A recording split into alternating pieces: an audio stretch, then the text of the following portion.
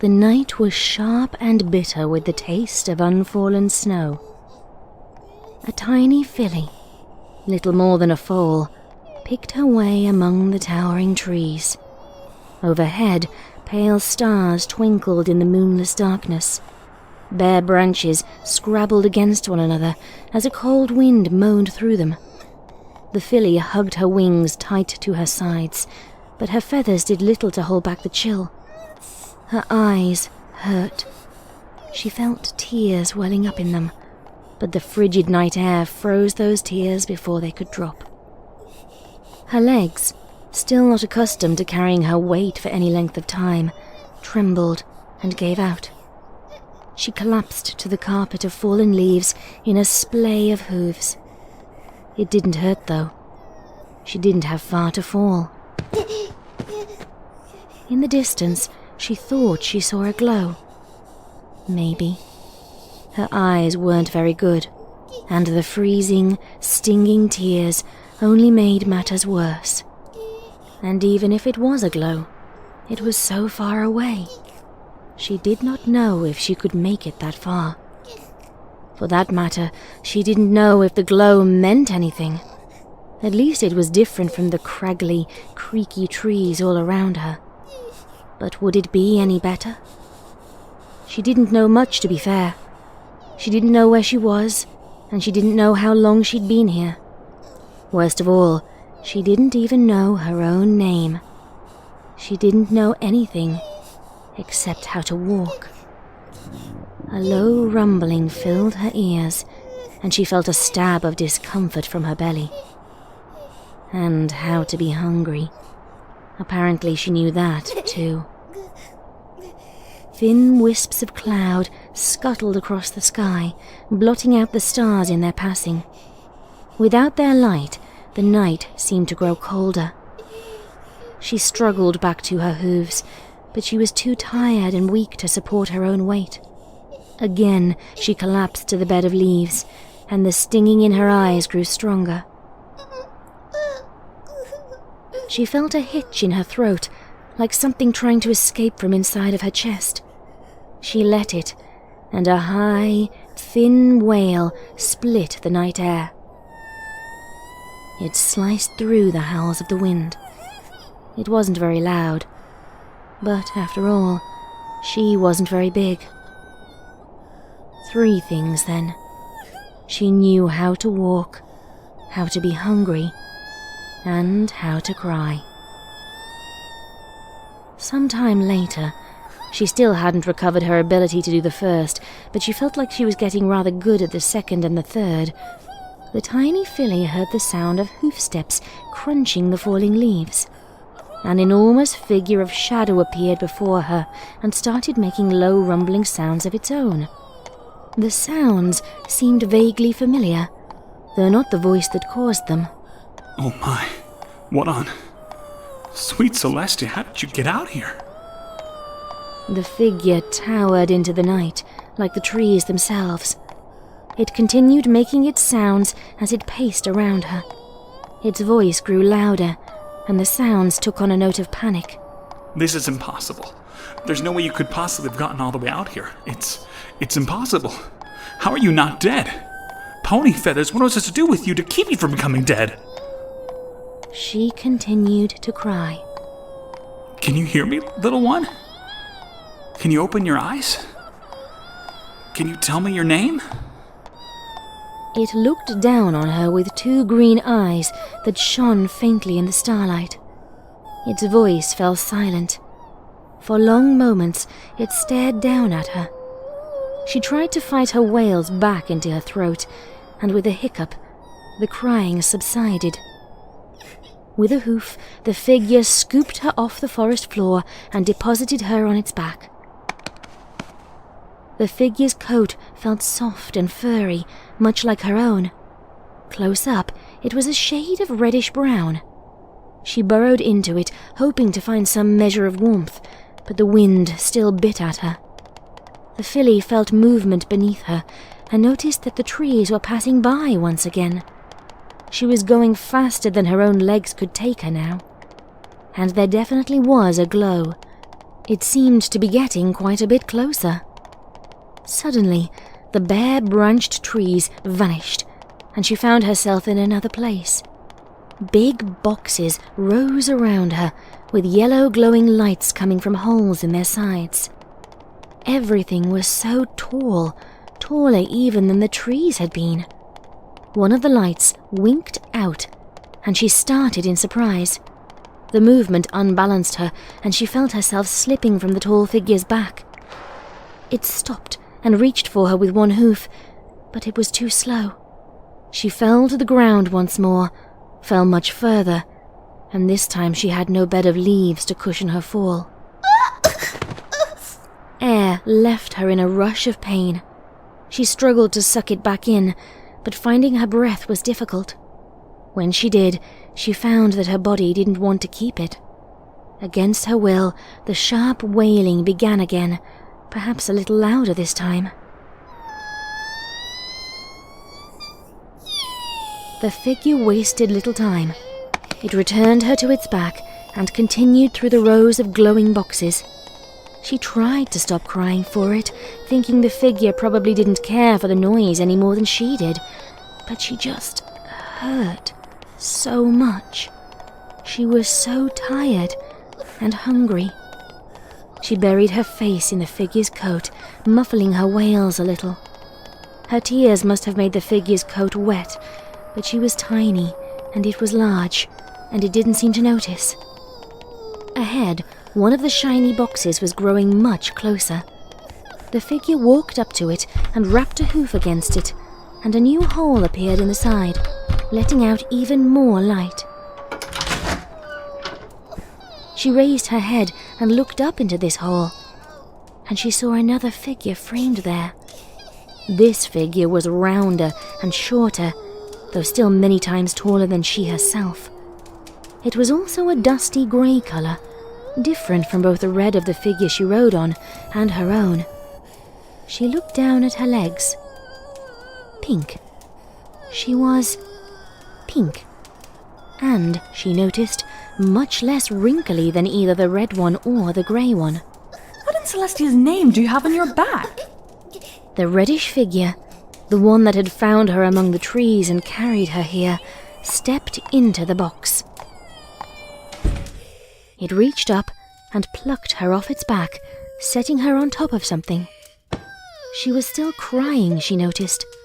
She tried to stop again, and this time it seemed to work. The pain had faded a little, and she found that it was much warmer inside the box than it had been outside among the trees. She was still hungry, very hungry, but everything else seemed better now. She hiccuped again, and then fell silent as she watched the two figures. That is a foal, Celliano. Why have you brought a foal home with you? Where did you get it? Oh my goodness. Oh my Celestia, what have you done? The grey one was making noises now. Its voice wasn't as deep as the red one's. It sounded worried, she thought. Upset, maybe. The red one sighed and waved a hoof, and then it made quite a lot of sounds. Some of them tickled the back of her memory again, like she could almost understand them. As it talked, the red one wandered farther into the heart of the box. The grey one stayed where it was, studying her, and occasionally turning its head to call out to the red one. She's a filly, Dulcinea, not an it. And I found her out in the woods, all alone and half dead on the ground. She's too cold to even speak, or else had something so bad happen to her she can't speak.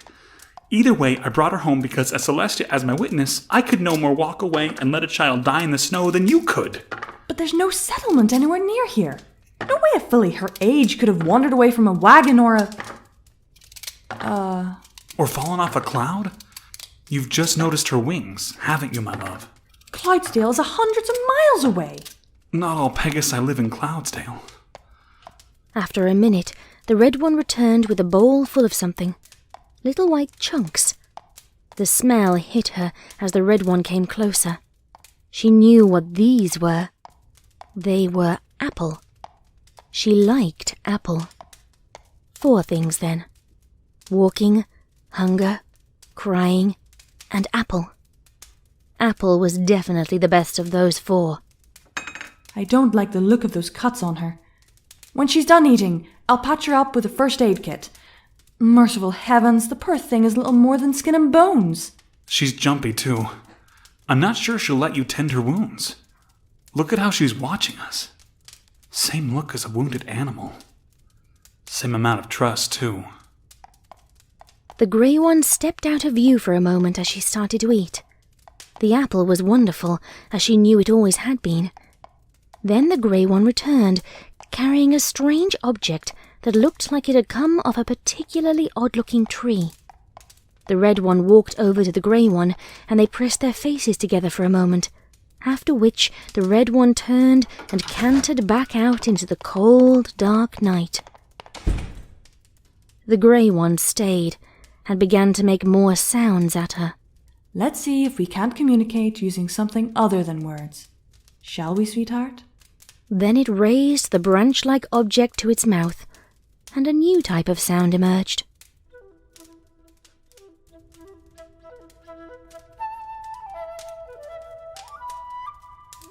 She had never heard anything like this.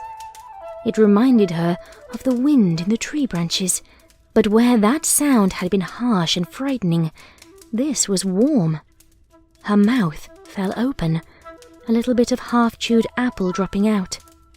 She watched the grey one with rapt attention, hunger and apple completely forgotten. The sounds went on, and then they stopped. The grey one took the branch away from her mouth. Did you like that, little one? Did it stir up words inside you? The tears returned to her eyes, but she refused to cry. How could she let herself make that awful wailing sound now? That was no way to thank the grey one for the beautiful sounds it had just made. She fumbled with her hooves and pulled the bowl of apple closer, stuffing some of it in her mouth to keep herself quiet. The grey one laughed, and that was a beautiful sound too. Then it began to talk to her in a rambling voice, like it didn't know what else it could do. Tonight we join and celebrate a tale of long ago, when snow and ice encased the land and not a thing would grow. Luna and Celestia and all we call Equestria, gather round, tell the tale, come join and sing of the first heart's warming eve. The unicorns moved sun and moon, but winter's grip was strong. The Pegasi on clouds above could not correct the wrong. With failing crops and starving foals, no earth pony could ease the toll. Gather round, tell the tale, come join and sing of the first heart's warming eve. Each tribe set out to find the land not bound by snow and ice, and when they did they meet again, for they had found it thrice. Then as their wrath they did reprise, the wind began to bite and freeze. Gather round, tell the tale, come join and sing of the first heart's warming eve. To save themselves from winter's cold they hid within a cave, and one by one each pony froze, all those by rage enslaved. But from each tribe one clung to life, as one they banished hate and strife. Gather round, tell the tale, come join and sing of the first heart's warming eve. Tonight we join and celebrate an end to ice and snow. 3 ponies of Equestria, they set their hearts aglow. The flames of friendship burning bright have banished endless winter's night. Gather round, tell the tale, come join and sing of the first heart's warming eve.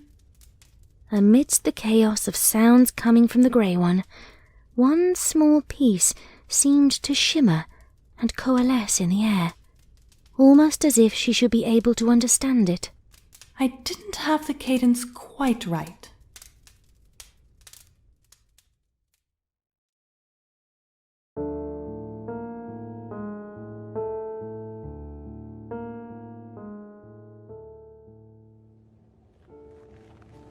The night was thick and heavy with the touch of a midwinter snowfall. Cadence frowned at the instructions. Was she in the right place? She read the numbers on the archway again, squared her shoulders, and rapped her hoof against the door. Before she could land a third knock, the door flew open and a harried-looking mare dragged her inside. A puff of wind carried a few snowflakes in Cadence's wake before the mare used her magic to slam the door closed again. She gave a shiver and then rushed toward an open closet near the entryway. An impressive array of hats, scarves, and earmuffs began dancing in the air. Hesitantly, Cadence stepped forward. Excuse me, ma'am. Are you, Twilight Velvet? A head poked out from the closet. Oh, yes. Of course I am, dear. She paused for a moment, as if wondering why Cadence was still there.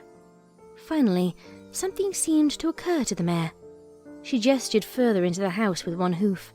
She's... Honey, I can't find the daisy petals. I don't know how you expect me to make a proper fettuccine della Pratolino without daisy petals. The flurry of hats and scarves paused in their flight, and they flexed away from the closet like an indrawn breath. Then, with stately patience, they settled to the ground. Twilight Velvet emerged from the closet, her muzzle raised, and walked slowly toward the voice. Cadence stood in the entryway, unsure of whether to wait for Twilight Velvet to return or to go looking for her charge. Before long, the uncertainty changed to discomfort. I already told you twice, dear. We don't have any. We'll pick some up on the way home from the train station. At least we will, if you make yourself stop fussing with dinner and go. The fall sitter is already here. I wanted to get the sauce ready before we left. The petals need to steep for at least 2 hours to get the flavors right. You should have bought more yesterday when you went out. I was meeting with the board of directors yesterday, dear. I didn't just go out. Anyway, why didn't you do it? What were you doing all day that you couldn't trot down to the market for an hour? I was looking after our daughter, who, maybe you'll remember, one of us insists isn't old enough to take care of herself for an hour yet. If you've changed your mind about that, maybe we should just send the full sitter home like Twilight wants. Celestia knows why you're asking some poor filly to waste part of her heart's warming sitting around watching Twilight read. This one comes highly recommended. How can any of them come highly recommended? You go through them like she goes through books. As the voices rose in volume, Cadence felt her wings twitch. Arguments always made her uncomfortable. She didn't understand how ponies who cared about each other could let such trivial things come between them. She peeked around a corner and saw Twilight Velvet waving her hoof at a blue stallion. Back in Hollow Shades, with ponies she knew, Cadence would have tried to say something. Here in Canterlot, in the home of 2 ponies she'd hardly met, Cadence felt her horns spark. She stifled a gasp and pulled her head back from the corner, patting her horn with one hoof as if it were on fire. It wasn't. Of course it wasn't. Her cheeks flushed, and she forced herself to take a pair of calming breaths. Quietly, doing her best to ignore the words that she was hearing, she hoof-edged her way through the living room.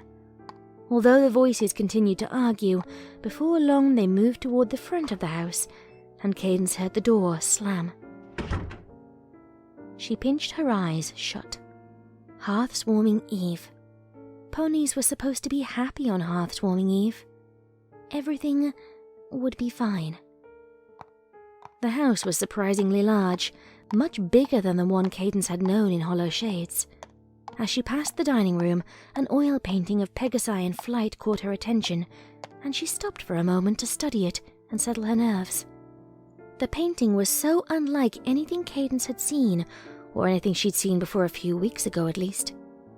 Thick brushstrokes picked out the tiny figures, swirling on thermals, wings outstretched as they danced above the multi-hued bed of cumulus. Seeing it gave her a powerful urge to preen her feathers. The figures in that painting looked so graceful, more graceful than she'd ever been. "Are you my full sitter?" asked a piping, authoritative voice. Cadance turned her back on the painting and found herself staring down at a little purple filly who couldn't be much older than 4. She opened her mouth to respond, but the filly seemed to read the answer in her expression. "Well, come on then. I don't see why I need to have a full sitter if Mom and Dad are only going to be gone for an hour. But since you're here, we might as well make the most of you." Twilight's tone made her swallow uncomfortably, and left Cadance wondering how much this little filly already took after her mother and father. She followed Twilight in silence for a few steps, and then something the filly had said struck her. We? Smarty Pants and I are studying the history of Equestria today. Oh, so you have a friend over? The thought of full-sitting 2 fillies of this temperament together made Cadance take another deep breath. Twilight shot a dark look over her shoulder. Of course not. Smarty Pants is my doll. She helps me with my homework. Oh, I didn't realize fillies your age went to school already. They certainly hadn't in Hollow Shades. Marching into her room, a veritable fortress of books and pillows, Twilight settled herself at a desk alongside a threadbare grey doll with button eyes. You don't have to be in school to have homework, silly. Cadance looked around the room for a place to sit. The desk was too cramped for 3, and she suspected Smarty Pants had more right to be there than she did, and there weren't any chairs or stools besides the 2 that Twilight was already using. Tentatively, Cadance took a seat on Twilight's bed. The wood creaked a bit under her weight, but the little filly said nothing. She had a book open in front of her now, and it seemed to hold all of her attention. Cadance sat in silence, reluctant to disturb the little filly. Her stomach knotted a little, thinking of Twilight's parents. All her ideas for full-sitting felt ugly and wrong now. Cadance had planned to sing hearth-warming songs and play games with Twilight to pass the time, but insisting that Twilight play with her wouldn't make Cadance a good full-sitter. It would just make her the same as any other pony who forced their demands on Twilight. Something told her the filly probably got enough of that already. For perhaps half an hour, the room was quiet as Twilight read with her doll. Occasionally, she would turn a page or read a passage aloud, as if to make sense of the words. Cadance found herself growing tired, and more than once she had to fight back a yawn. Her father had said that Twilight didn't want full-sitters. Cadance could see why. She slid a book off a stack by the bed and opened it to somewhere in the middle. 721 AB marked the first time since the Griffinstani Wars of Succession that Equestria renewed formal ties with the Griffin government. Many credit the renewed spirit of diplomacy to the efforts of the 3rd Baron von Clausewitz, ironically enough. Despite the Baron's noted reputation as a military strategist, he was also known for his passionate appreciation of woodblock printing, which has always been an equestrian specialty. The long-standing lack of clear trade agreements between the 2 nations proved to be... The sound of a book slamming shut brought Cadance's attention back to the room. Twilight was staring at her with a look of mild impatience. There's a Winston Churchill book by you. Could I have it, please? Cadance glanced around and spotted the book on top of another stack near the bed. She set down the book she'd been browsing, A Brief History of Pony-Griffin Relations in the 7th and 8th Centuries, grabbed the Churchill in her teeth, carried it to the desk, and set it down in front of Twilight. The little filly stared at her with a confused look. Why did you do that? Cadance blinked. Why did I do what? The book. Why didn't you just levitate it over? Reaching up, Cadance touched her horn self-consciously. She laughed. I suppose I'm not very good with magic. And it doesn't help that I've only had this thing for a month. She added to herself. Twilight narrowed her eyes. But have to be good at magic. You're Cadence, right? You go to Princess Celestia's school for gifted unicorns. That's what Mom says. How can you go to a school for gifted unicorns if you aren't good at magic? Cadence really didn't feel like telling the whole story. Not when it meant thinking about her own parents, who would be home right now, brewing hot cider and baking fruit pies. She flexed her wings, suddenly uncomfortable. She'd never spent a hearth warming away from Dulcinea and Celliano before. She'd gladly trade all her magic to spend this night with them too. Oh, I don't know. I guess I need to do some homework myself. Twilight nodded sagely, her books forgotten for a moment.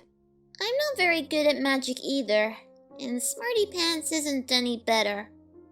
Cadence saw an opening. Maybe she could be a good foal-sitter. Would you and Smarty Pants like to help me with my homework, Twilight? What sort of homework do you have to do? The little filly sounded wary. Well, practicing magic, mostly. Twilight hesitated. We're supposed to study history today. That's what the lesson plan says. She pointed reverently to an oversized calendar hanging on the wall, where Cadence saw History scrawled in crayon on top of the machine-printed words, Hearth's Warming Eve. It was bracketed Math, yesterday, and Beekeeping, tomorrow. Cadence affected a small frown. Well, I don't want to interfere with the lesson plan. The little filly paused for a moment, blushed, and then looked over at Smarty Pants as if the doll might decide to argue. No! The lesson plan's important and we have to follow it! But maybe we could help you for a little while if you promise to read to us afterward. Sometimes Smarty Pants' eyes get tired if she stares at the books for too long. It's a deal. Cadence grinned and sat herself on a rug near the center of the room. She tapped a spot next to her with one hoof, and Twilight shyly joined her. The little filly sat down beside Cadence, clutching Smarty Pants with one hoof. I don't know if I can really help much, though. I can barely use my horn at all.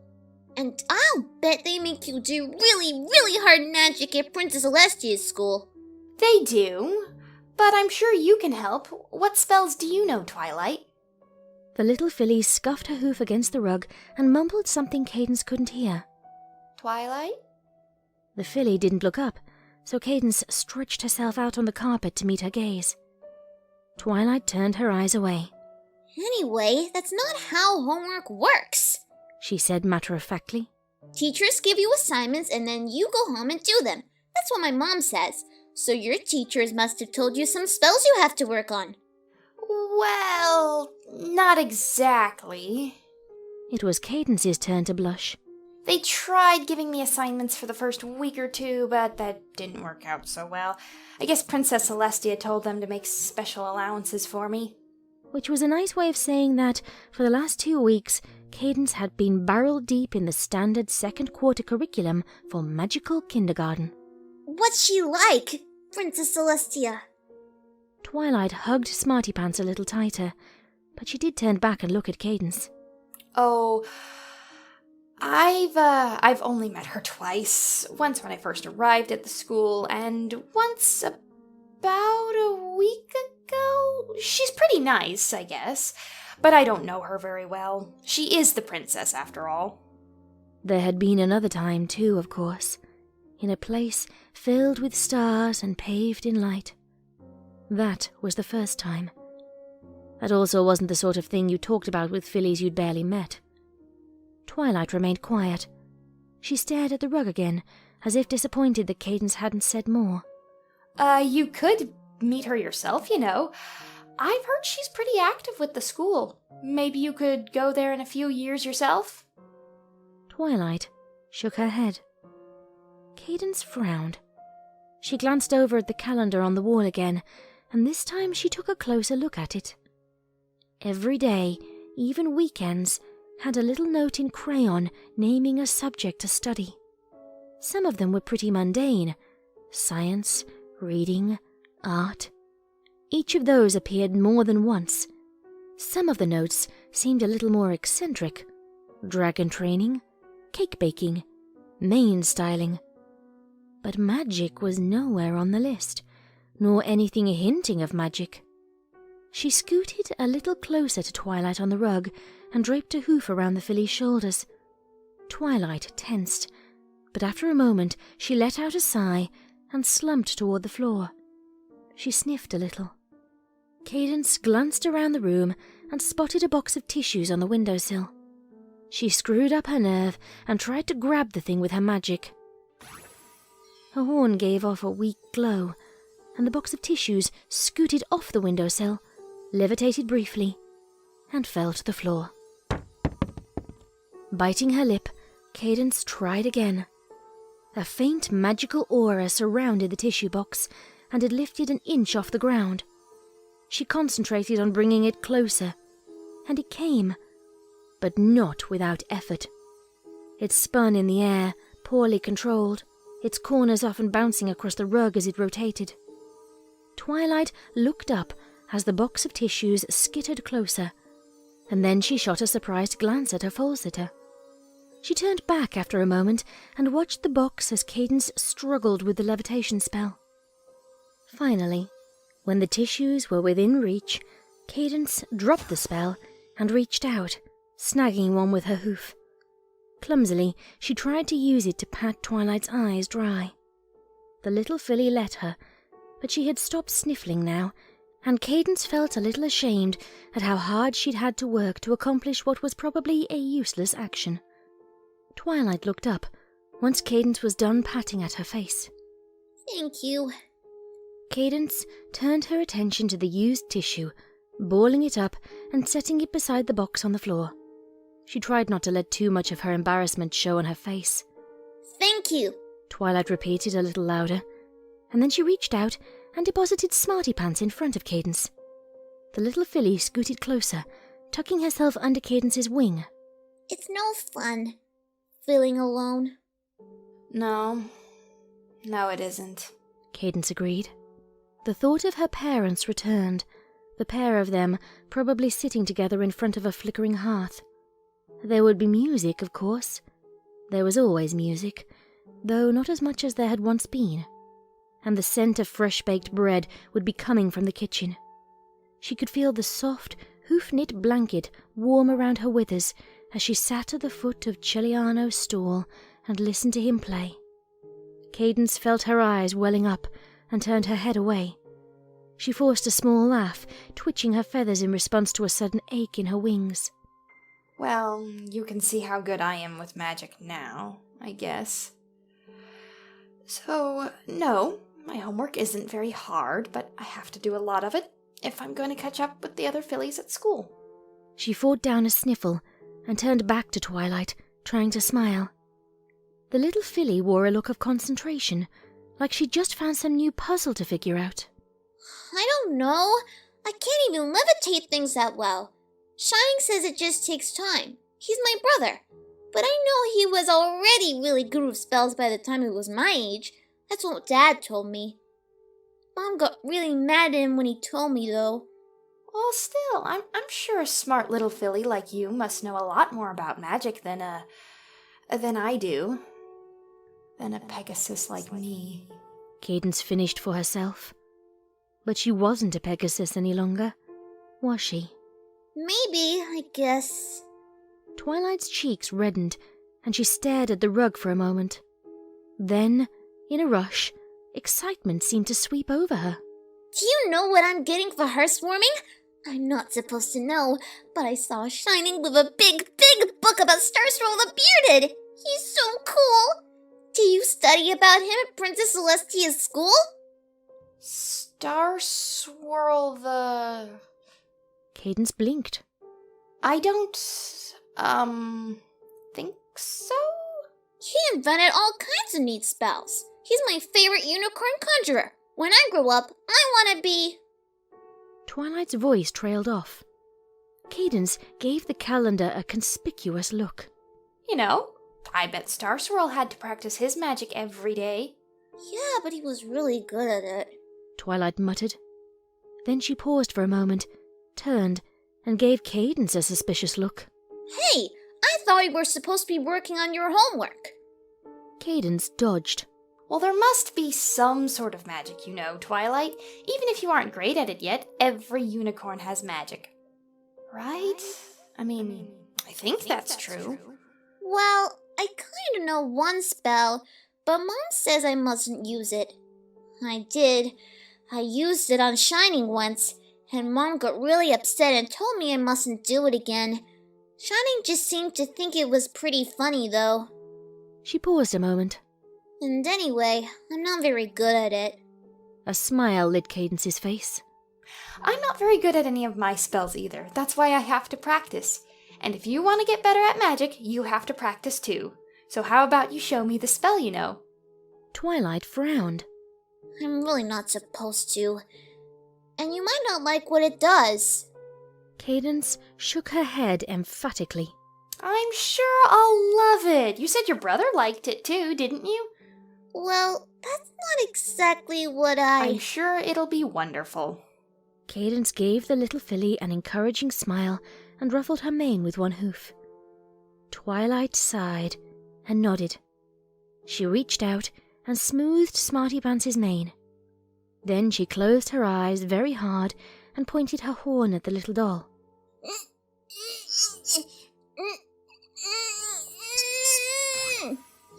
After a moment, her horn started to glow a soft magenta light, and a tiny stream of reddish sparks trickled towards Smarty Pants. Cadence watched carefully, and she thought the sparks almost looked like little hearts. The world shifted around her. Cadence's ears were filled with a roaring sound, like the wind on a stormy night. Her eyes felt pulled to the little doll, and as they fell upon it, she felt the breath catch in her throat. Twilight's parents must have been even more well off than Cadence had thought to be able to give their daughter a doll this precious to play with. When Cadence was a child, growing up in Hollow Shades, she'd had very few toys to play with. Dulcinea and Celliano weren't wealthy ponies, and they'd never expected to have children. What she wouldn't have given for a doll like Smarty Pants when she was a filly. Those lustrous button eyes, the elegant polka-dotted shorts, that fabulous grey muslin coat. Cadence could feel herself grinning. She wasn't quite sure why. In the back of her mind, she heard a small commotion, a door opening and closing, and a colt's voice she didn't recognize. But she couldn't bring herself to care about anything other than this amazing little doll. No wonder Twilight seemed to care for Smarty Pants so much. How could she not? Smarty Pants was the best friend a filly could have, the best friend a filly could ever hope to have. So beautiful. I had no idea, Cadence whispered. And then the glow around Twilight's horn winked out, and the world fell back into place. Know what Mom would say if she saw you doing that? And to your full sitter! That was the colt's voice. He sounded like he was trying to chide Twilight and having a hard time of it. But she asked me to do it. I told her that Mom said not to, but she really wanted to see it. Cadence blinked, trying to clear her head. She looked down at Smarty Pants again. Twilight's raggedy little doll, with the button eyes and the mane made out of two-coloured yarn, and couldn't hold back an involuntary shiver. Twilight had said she wasn't any good at magic. If that was what not good at magic looked like... Suddenly, the prospect of studying at Princess Celestia's school for gifted unicorns seemed a great deal more daunting. Miss? That was the colt's voice again. Her name is Cadence, Shining. And since when do you remember your full sitter's name, sis? Cadence turned toward the conversation and saw Twilight talking to a very tall, very well-cannoned colt a few years older than herself. He shot her a smile, and Cadence felt her heart quicken momentarily. She had a sudden and inexplicable urge to try using Twilight's spell on herself. Cadence is a very good full sitter, Twilight said authoritatively. I think I would be happy to have her come back the next time Mom and Dad have to leave me alone. Shining gave Cadence an appraising look and whistled softly. Well, that's a new one. Not that I need a full sitter. Twilight added. Cadance coughed. So your parents are back from the train station then? Why did she have to sound so out of breath? Just now. Shining said before Twilight could respond. His face split into a grin. The Guard Academy holds classes right up until Hearthswarming Eve. Otherwise, Mom and Dad wouldn't have asked Sunpony to waste part of their own Hearthswarming taking care of my little sister. I told Mom she didn't have to get any pony. I'm 5 now. It's not like I'm a fool anymore. They just don't want you to be lonely. They think you spend too much time with Smarty Pants and not enough meeting other fillies. You know that. Twilight muttered something Cadance didn't quite follow. Her attention was still on the rather handsome white colt, after all. The Guard Academy? So you're going to become one of Princess Celestia's royal guards? And I'm a princess too, right? So does that mean I get my own guards? Those thoughts were terribly distracting, and she wished they'd just go away. Oh, can I have him, maybe? That's what I've wanted to do ever since I was Twily's age. Shining ruffled his sister's mane affectionately. But we really shouldn't be keeping you here any longer. Cadance? He gave Twilight a questioning look, and she nodded in confirmation. Cadance, I'm sure you must have someplace you want to be tonight. Thanks for looking after my little sister. I have some place I want to be, yes, but I won't be there anyway. This was to be her first hearthswarming on her own. She'd wanted to go back to Hollow Shades and spend the night with her parents, as she had done for the last 12 years. But Princess Celestia had asked that Cadance spend the holiday in Canterlot this year. Her father had agreed, had told Cadance she'd need to leave the nest sometime. Dulcinea wasn't quite as willing to let her adoptive daughter go. But the old mare wouldn't buck the will of the Princess of Equestria. Cadance? That was Twilight's voice. The little filly was staring at her with a worried expression. It took a moment for Cadance to return from her reverie. Oh, yes, yes, hearthswarming. I guess I should head back so you and your family can enjoy tonight. Let me at least see you out, said a deeper voice. Shining. Twilight's brother. How has she managed to forget about him? Cadance blushed and gave a small nod of her head. She stood, glancing around Twilight's room one more time. Oh, I promised I'd read for you in Smarty Pants. Twilight gave a little giggle. That's okay. You can do it next time. Shining led her back down the hallway, and Cadance caught a glimpse of the mare and stallion she'd seen earlier working together in the kitchen, and of a dining table set with expensive place settings. At the door, she thanked Shining and did her best to control the fluttering in her stomach. Then she turned to go, stepping out into the quiet snowfall.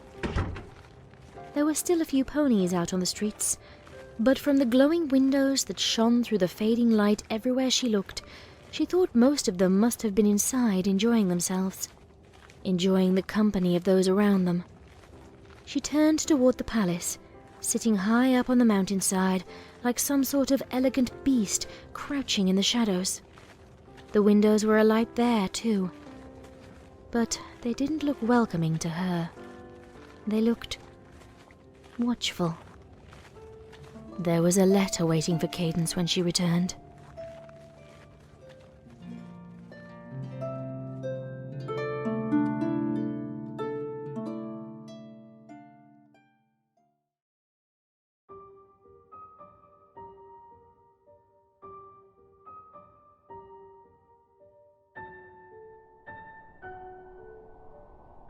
The night was fierce and wild with the roar of an Arctic blizzard. Even inside the Crystal Empire's train station, Cadance could hear it. The wind howled against the ice-rimed windows overhead. It battered against the doors to the street, finally snapping one open. Cold and swirling snowflakes spun inside before an attendant in a grey uniform and a square hat could shoulder the door closed. Cadance stared up at the station timetable, a tall board with row on row announcing the evening's arrivals, and next to each one, the same crisp, golden letters. Delayed. The station was like a thing abandoned, so different from the manic energy the place had shown just 2 nights before when Shining Armor left for Canterlot. Scattered wreaths and banners, hung for Hearth-swarming Eve, struggled vainly to cheer its emptiness. Cadence stood alone at the station's heart, and the only other ponies she could see were 2 of the uniformed attendants and 1 grey mare with an instrument case sitting slumped against a wall, apparently asleep. Another grey mare stood in another station, 3 weeks before another Hearth-swarming, waving goodbye to her only daughter. Like a low gong, the bell of the tall, crystalline station clock began to toll, but nothing stirred.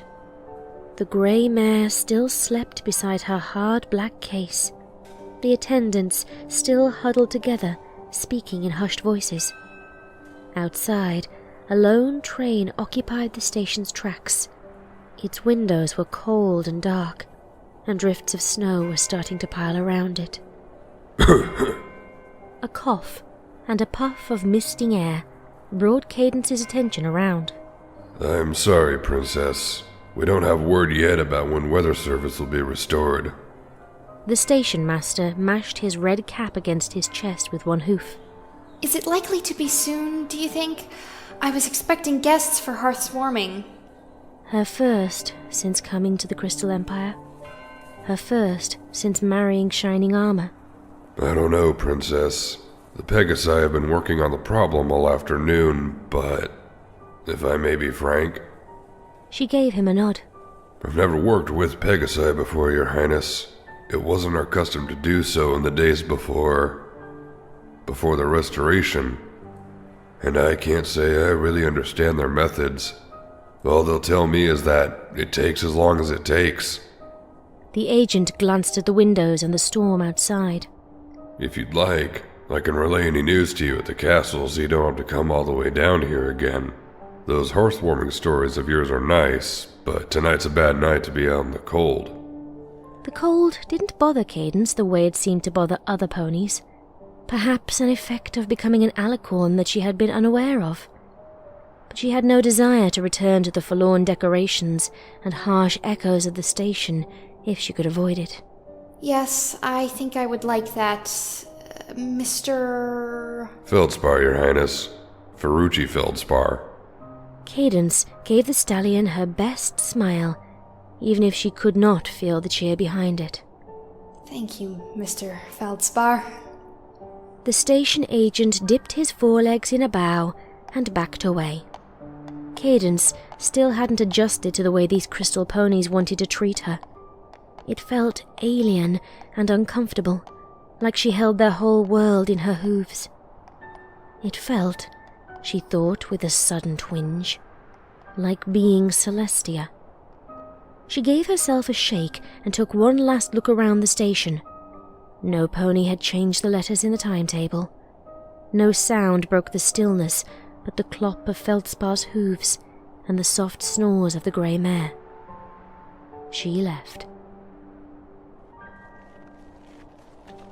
Outside the station, the wind tugged at her wings, but visibility was poor, and Cadence had never been a skillful flyer, so she let her legs carry her back to the castle. Night had fallen, and the sky was a twisting maze of black and grey and white as flakes fell all around her. She looked south, wondering where Shining would be. Were Twilight and Spike with him? Were their parents?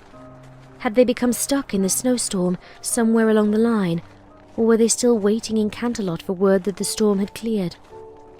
The crystal castle loomed before her in the night, its walls like stained diamonds, casting back the shadows of the blizzard. Using her magic, she threw open the doors at the base of one of the voussoirs. The halls of the castle hummed with activity as crystal ponies set out candles and hung the last of the greens. 2 ponies waited for her in the entryway, ignoring the bustle and wearing somber expressions.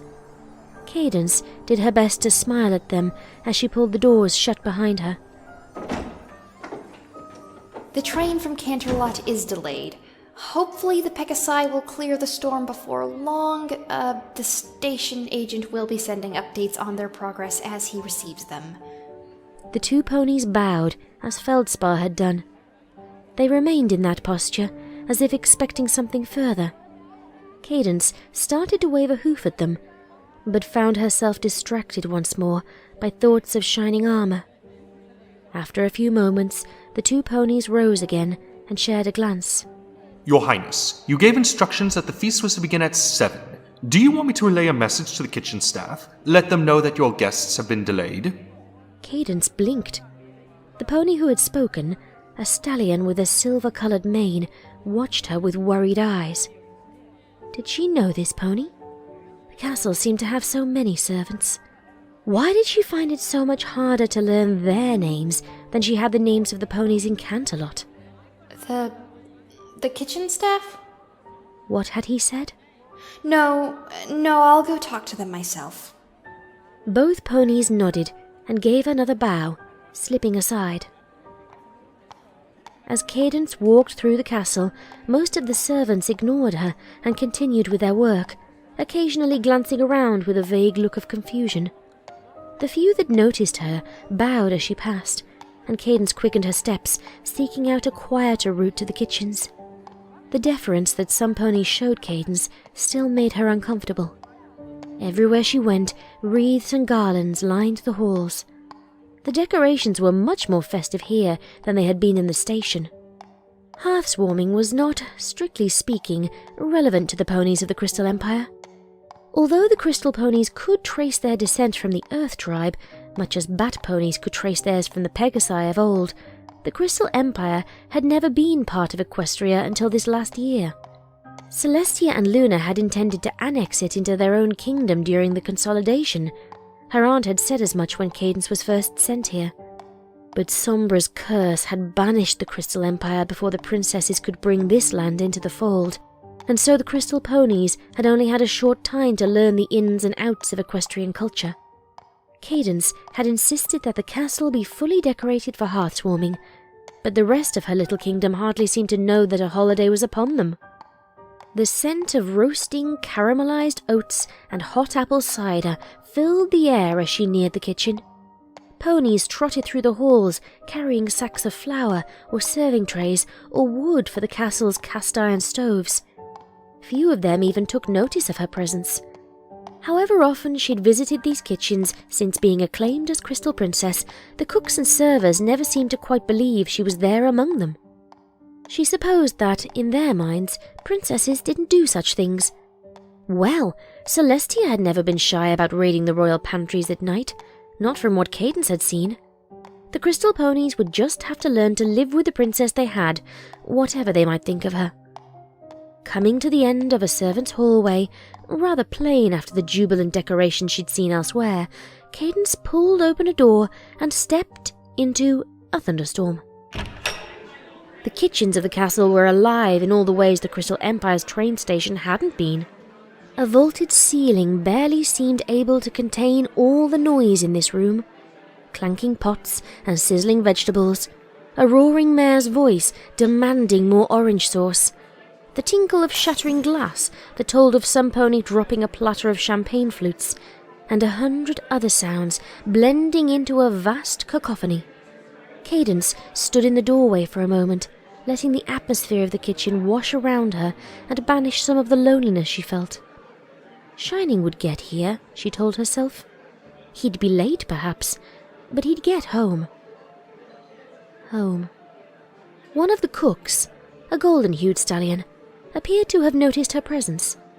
He stood beside one of the large stoves, a saucepan dangling precariously from one hoof as he stared at her. The pan slipped, clattering onto the stove and splashing a thick brown compote onto the stallion and a number of other dishes. He gave a yelp of surprise and jumped back from the stove. A mare with a sandy red mane and a dark crimson coat dashed over, gave Cadence a thin-lipped glare, and set about organizing a small squad of cooks to undo the damage he'd caused.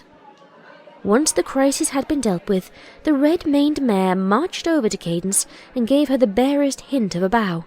Highness, you really shouldn't be down here. Is there anything we can do for you? Her tone was polite. Barely. Cadence did her best to sound upbeat. I was hoping I could speak to the head chef if it's not too much trouble. It is. We're all busy down here tonight. But I am his sous chef, so whatever you want to tell him, you can tell me, Highness. Cadence blinked and couldn't help herself from smiling a little. It was a surprisingly pleasant change not to be met with a wall of bows and deference. All right then, could you please let him know that the snowstorm has delayed the trains from Canterlot and that our guest won't be here for a 7 o'clock dinner? What do you mean? The mayor's voice cut off as she glanced around the kitchen. Then, in a flurry of hooves, she galloped to one of the few windows in the kitchens. It was fogged over from the steam of cooking and warm bodies, so the mare scrubbed her leg across the window pane to clear it. Cadence saw her slump a little as she stared out into the swirling darkness. Cadence began to walk towards the sous chef, but the mare paused at the window for only a heartbeat before dashing into the maelstrom of the kitchen. Cadence watched with wonder as the sous chef managed to avoid knocking into any of the cooks and servants who bustled everywhere. After a moment, the mare was lost from sight, but before long she was hurrying through the throng and back toward Cadence with a tall, bespectacled stallion she recognized. Mr. Umber? Out of respect, Cadence tried to call all her ponies by their family names, but the castle's head chef was particularly insistent about it, claiming that his first name was entirely improper for a pony of his talents. Mr. Umber, I was hoping, to speak with you. The head chef pulled to a stop in front of her, giving a low bow that, this time, the sous chef matched. Your Highness, I am most sorry to hear of the delay of your most honored guests. May I offer to you my deepest condolences in this, your time of... Of course, Mr. Umber. I just want to know if we can postpone the feast until they get here. Cadence always tried to have a smile and a kind word for her crystal ponies, but the chef's habit of rambling could try a pony's patience even on the best of days. Which was what today should be, she reminded herself. And Umber did make the most delicious crystalberry tarts. Then, if I might ask, your Highness, at what hour should we anticipate the arrival of your most honored guests? A small frown crept onto Cadence's face.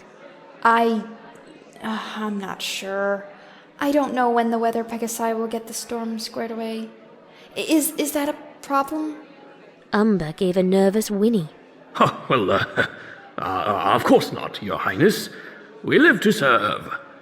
Only, some of the dishes we have prepared for you and your guests, not the crudité, obviously, but we have made for you a number of amuse-bouches in both the chivalric and the cavalier traditions, many of which involve rather temperamental coulis.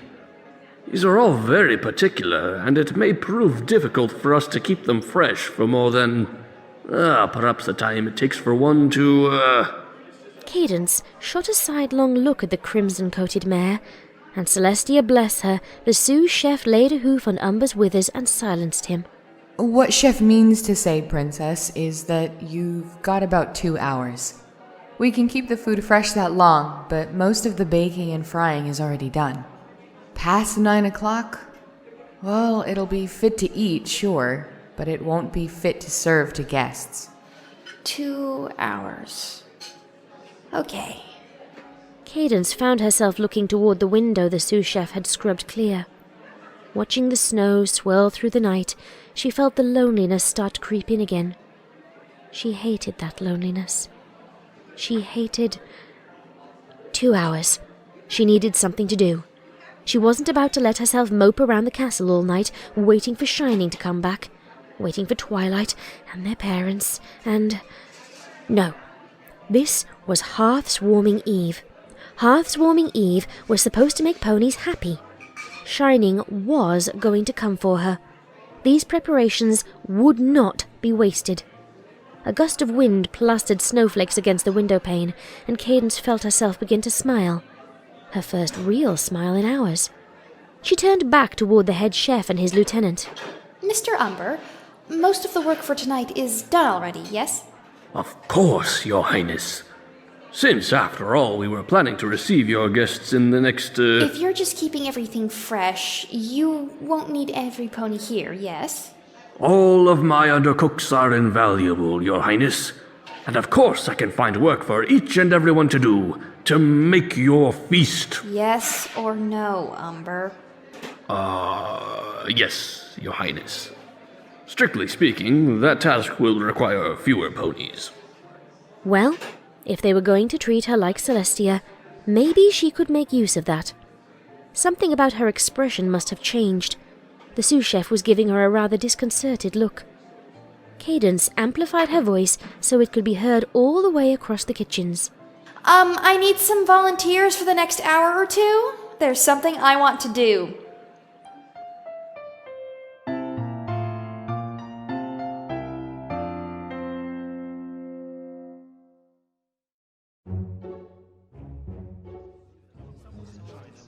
"23 ponies stood in the entryway to the Crystal Castle, 24 if Cadence counted herself. Every pony but her wore an array of scarves, jackets, hats, and boots. Beside Cadence, the red-maned sous chef from the kitchen stood, tugging a rather garish knit cap over her head. Princess, are you absolutely sure this is necessary? I mean, not to question your royal will, Your Highness, but wouldn't you be happier indoors? Maybe sitting by the fire with a nice mug of cider? Like any sane, Cadence smiled. I don't think I caught your name. Cinnabar Spice, Highness. I wasn't suggesting you might be a few dolomites short of a it's pretty cold out here. That's precisely why we are going to do this thing, Miss Spice. Because tonight is Hearth-Swarming Eve, and because... She drew herself up, adopting her cloak of regal authority. Because singing drives back the cold. Cinnabar frowned. If you say so, Highness. Cadence patted Cinnabar on her withers before turning back to the other ponies. She pitched her voice loud to carry over their uncertain mutters. Okay, is every pony dressed appropriately? Are you ready to do a bit of caroling? As one, the assembled ponies bent their forelegs and lowered their heads. No bowing. Not tonight. Cadence tossed her mane and grinned. This is Hearth-Swarming Eve, and tonight we're going to have fun. Stepping forward with determination, Cadence threw open the castle doors and cantered out into the night. Cinnabar and the others followed, their hooves clip-clopping mutedly against the snow-covered roadway. Cadence turned north, wanting to begin the caroling with some pony she knew so the others could get a feel for the activity. Her main stylist, JoeChillers, lived near the castle in a small, one-story home. It took a few minutes to find the right house in the swirling snow, by which time Cadence could hear Cinnabar and even a few others muttering to themselves in the darkness. Then an orange, blocky structure became visible to the left, and Cadence smiled. She turned toward it and waved for the other ponies to follow. At the door, she raised a hoof and knocked loudly. Then she motioned for the others to bunch in around her. After a minute, the door cracked open, and a thin streak of light spilled into the street. Breccia's face appeared in the gap, staring at the unlikely assembly on the doorstep. It took her a few seconds to find her voice. Princess? Is that you? JoeChillers, we have come to the castle to wish you a happy Hearth-Swarming Eve. Cadence tried to imitate the voice she'd heard Celestia use for scolding students and issuing royal decrees. A happy Hearth-War... Princess, what's the... But Breccia's words were cut short by a burst of song from the assembled ponies. Tonight we join and celebrate a tale of long ago, when snowmen iced and caked the land and not a thing would grow. And Luna and Celestia and all we call Equestria gather round, tell the tale. Come join and sing of the transforming eve. The unicorns knew sun and moon, but winter's grip was strong. The Pegasus on clouds above could not correct the wrong. With failing crops and starving folks, no earth pony could ease the toll. Gather round, tell the tale. Come join and sing of the transforming eve. In conference met the pony tribes, but no consensus found. Recrimination ruled the day, and all ran around. With hate and anger set ablaze, the three tribes went their separate ways. Gather round, tell the tale. Come join and sing of the transforming eve. Each tribe set out to find new lands, not bound by snow and ice. And when they did, they met again, for they had found it thrice. When as their wrath they did reprise, the winds began to bite and freeze. Gather round, tell the tale. Come join and sing of the transforming eve.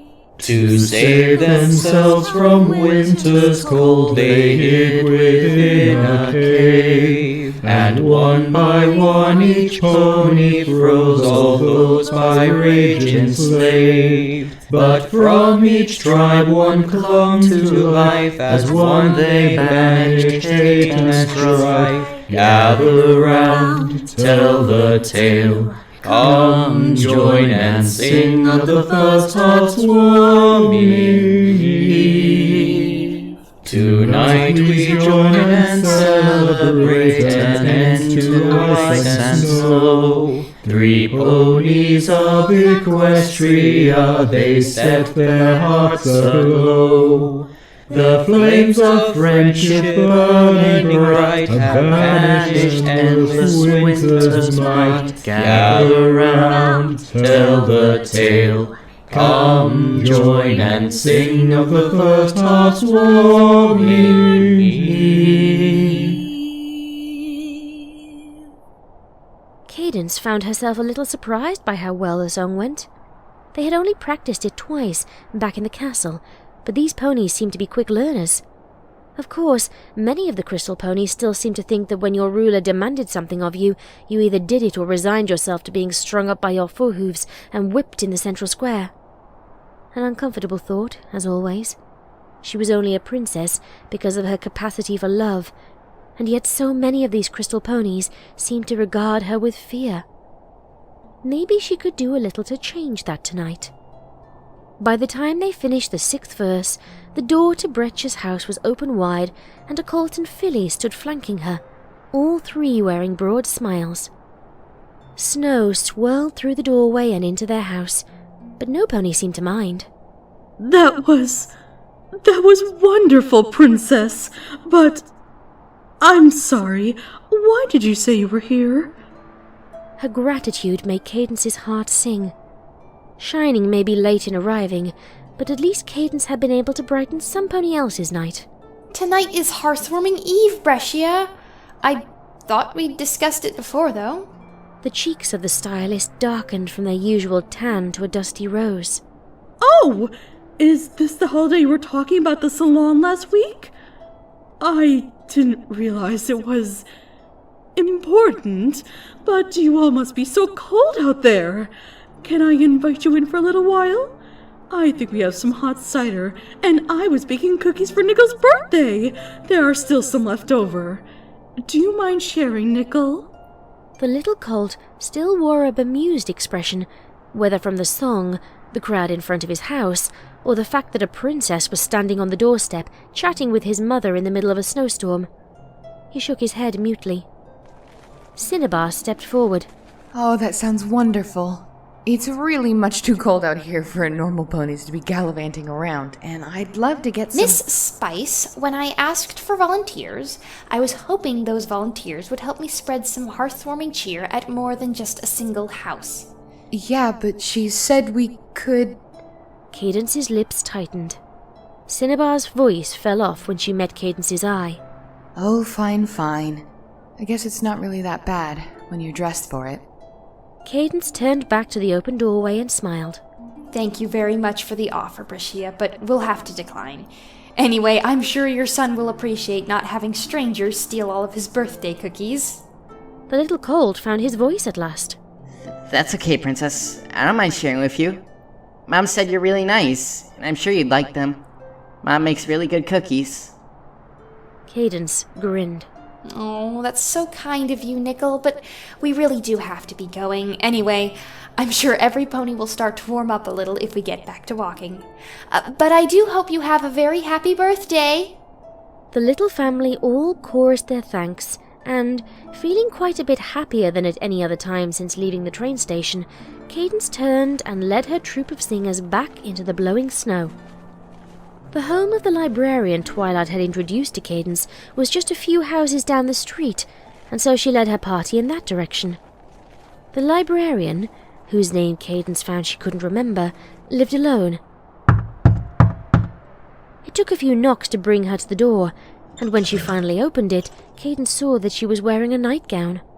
Much like Breccia, the librarian was taken aback by the crowd on her doorstep. But when Cadence mentioned Hearth-warming Eve to the old mare, her eyes lit up and she began telling Cadence about how much fun she'd had decorating for the holiday and explaining it to any pony who stopped by the library. It took nearly a minute and a half before she calmed enough to allow Cadence and the castle ponies to sing their song for her.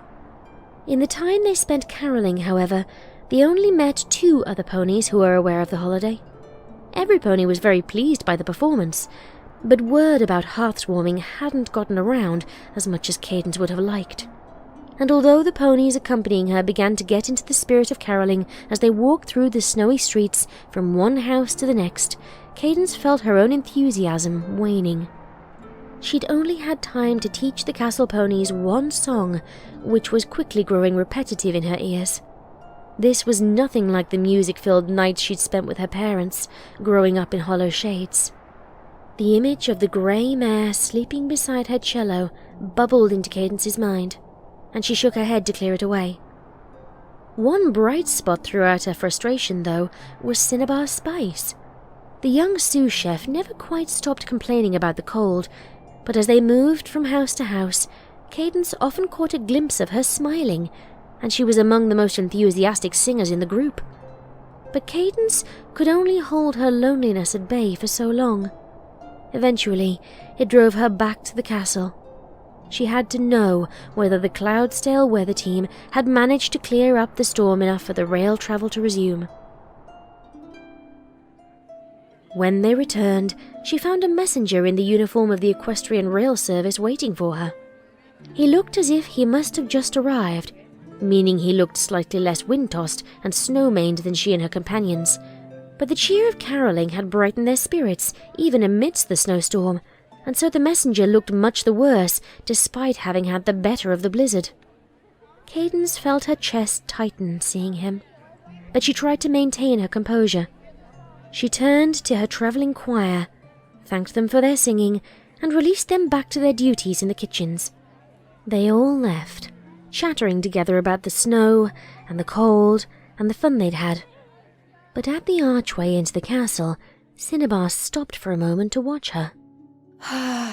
Do you have any news from the station? Cadence asked, approaching the uniformed stallion. Not really, Your Highness. But Mr. Feldspar said that you'd probably want an update anyway. The stallion dropped his gaze to the floor. Cadence felt a lump forming in her throat. So, the weather team hasn't managed to get the storm under control yet? No, Your Highness. Not yet, anyway. And do you know whether they're close? Maybe? I mean, Mr. Feldspar just said I should tell you that they weren't done yet, Your Highness. I really can't say any more than that. Cadence sighed. Well, there was the feast gone, and no help for it. She caught the stallion taking nervous glances at the doors leading outside, and realized that he must not be anxious to venture back out into the storm. She gave him a smile she didn't feel, and did her best to warm her voice. I appreciate the update in any case. If you'd like, you can stay here a little while before returning to the station. I'm sure Mr. Feldspar won't mind. There can't be much for you to do tonight. No, Your Highness. Not really. Yes, that'd be great if I could stay here for a bit. It's really cold out there, and... Cadence felt a wave of tiredness wash through her. It would still be hours before Shining and Twilight and the others arrived. Hours at best. Her shoulders slumped, and she had to struggle to hear the rest of what the rail stallion said. When he was done, Cadence turned toward the archway and, thankfully, Cinnabar was still there. Miss Spice, could you please take our guest down to the kitchens and see to it that he receives something warming before he goes back out into the snow? There should be a number of dishes. You can offer him now, I expect. The sous chef frowned for a moment, then turned and called over her shoulder. I see you hiding behind that sculpture, Soapstone. Well, come on out here then. You heard the princess. We've got a guest, so show him the kitchen and give him some of the hot cider I made for tonight. Ought to warm him right up. A few seconds later, a young white mare, not any pony Cadence knew, and certainly not any of the ponies who had gone out caroling, hurried out from the arch beside Cinnabar and gave Cadence a hurried bow. Soapstone glanced over her shoulder, saw that Cinnabar was still frowning at her, and then bowed to the stallion as well. His cheeks reddened at this, but the stallion was quick to follow her when Soapstone led the way into the castle. Cinnabar was still standing in the archway, giving Cadence the oddest look.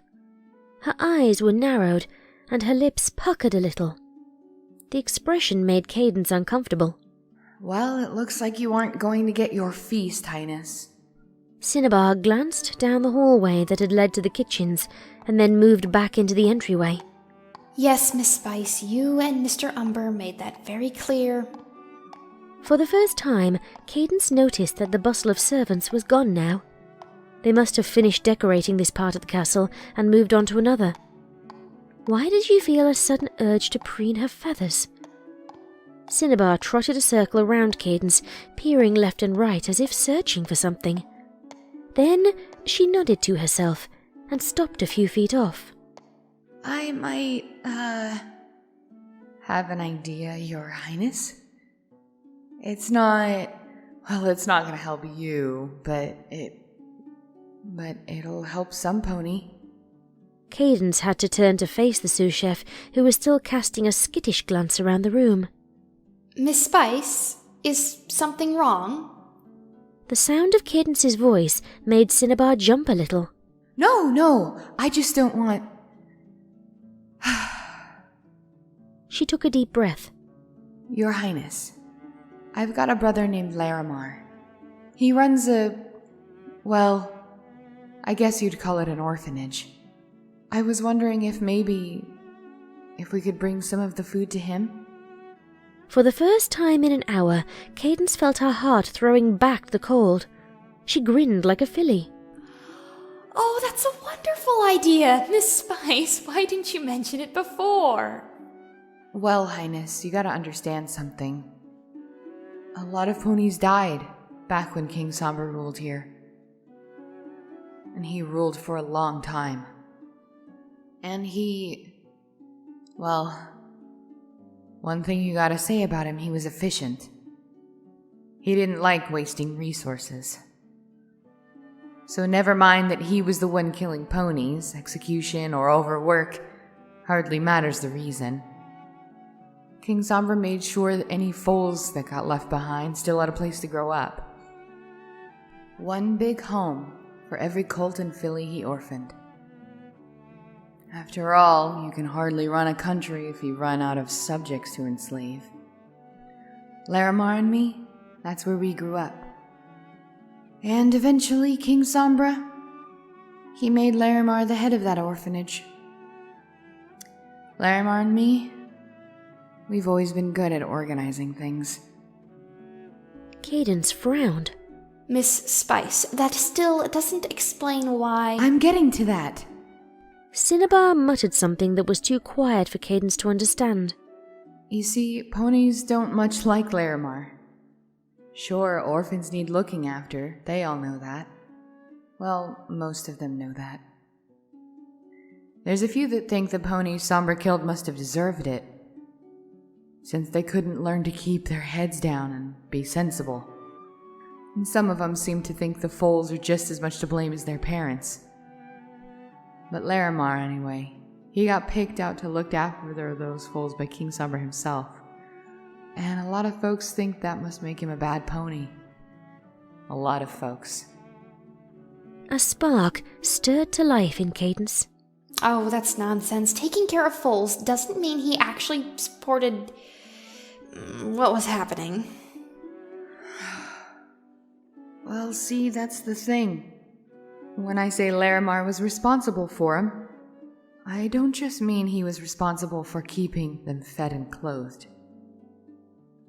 He was responsible for how they grew up, and for making sure King Sombra could get some use out of them. He was responsible for their education, too. And he had a hoof in deciding what happened to them once they were old enough to leave.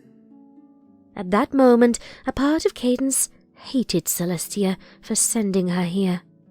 Another part, a bigger part, just prayed that she could be what these ponies required her to be. So I was thinking, Highness. Life was never very good for the foals at the orphanage, and things haven't gotten much better for them since you got rid of Sombra. I'm sure Larimar could really use some extra food. And even if it's not at its freshest, this would probably make for one of the best meals those kids get all year. If you're okay with it, I thought maybe we could pack up some of what we made for tonight, and I'll just grab a cart and run it over there.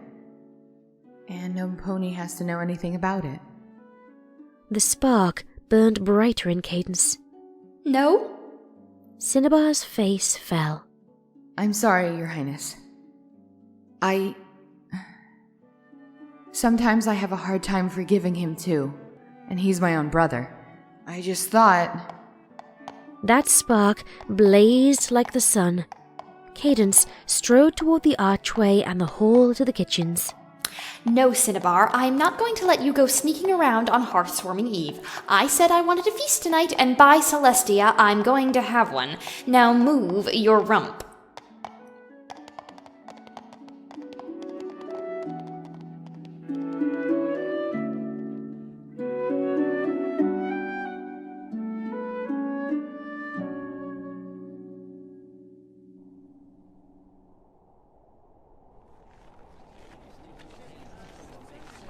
Close to an hour later, Cadence led a surly procession of castle servants through the snow to a squat, cobalt-blue building that occupied an entire city block. Every pony but her was bundled hocked ahead in thick woolens, and many of them still looked uncomfortable with the cold. Of the ponies who had accompanied her caroling, only Cinnabar was here. Cadence hadn't requested volunteers this time, and she'd been particular about choosing new faces. The ponies with her all carried blanket-covered panniers. Some pony must have seen the procession approaching, because the large oak double doors swung open as they approached, and a sky-blue stallion strode out. He wore a tweed scarf, but made no other concessions to the storm. It was hard to make out his expression through the blowing snow, but for a moment Cadence thought he looked angry. Cinnabar galloped forward to meet the stallion. Her pannier jostled as she ran, and the covering blanket fell back to reveal still steaming bread from the castle ovens. She stopped beside the stallion, and the two exchanged tense greetings while Cinnabar set the blanket back in place to keep the snow off the fresh loaves. With the two ponies standing side by side, Cadence could see the resemblance, a certain slant to their shoulders, a shared roundness in their muzzles. Cadence raised a hoof to hold the servants behind her, which prompted another round of grumbles. I don't know what you're playing at here, Cinnabar, but I expected you of all ponies to know better. Larimar, I don't understand why you're being so intransigent right now. You cannot just spring this sort of thing on us at this time of night without any sort of warning. The princess is here with the food. And the weather. I can't understand what cold-cursed idea possessed you to traipse all the way out here without checking it was fine first. Larimar and Cinnabar looked to be arguing now. Cadence frowned and walked forward to meet them, priming her horn for a judicious application of love should the need arise. Hearthwarming was no time for brothers and sisters to be arguing with each other. If you just let me explain... We just can't, Cinnabar. I'm sorry, but we put them all to bed at 9. That's barely 20 minutes from now. You know how important the rules are for keeping discipline. Larimar, I swear, if you quote the rules to me one more time, I'll... Miss Spice. I assume this must be the brother you were telling me about. Cadence said brightly as she joined them.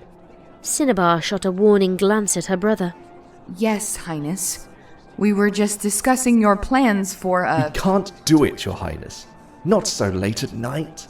It's just not proper for the little ones to eat this late. I know that's not what you want to hear, but that's the way it is. Why did every pony want to make tonight harder than it already was? And you do not make exceptions even for holidays? Of course, I understand completely. Cadence forced herself to smile at the stallion. Holidays? What do you mean, holidays? I tried to tell you, didn't I? Cinnabar hissed. The princess wanted to celebrate Hearthwarming Eve, and I know that you don't really understand what that means, but no.